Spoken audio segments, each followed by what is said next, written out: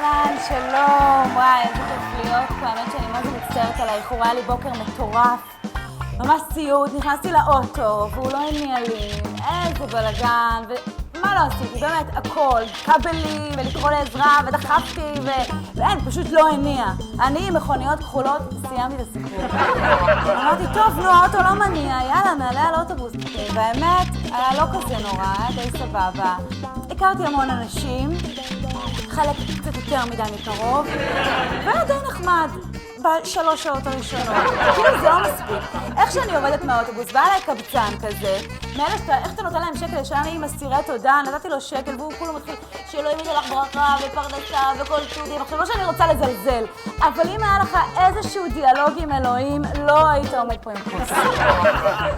מה זה? לא, כאילו, אתם אחלה קהל והכל, אבל אין פה אף אחד. 150,000 איש. וואלה, מה זה? מועדון הוט.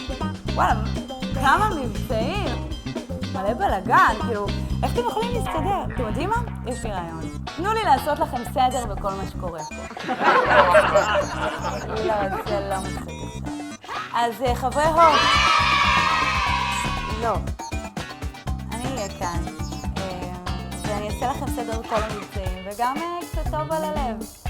תודה רבה.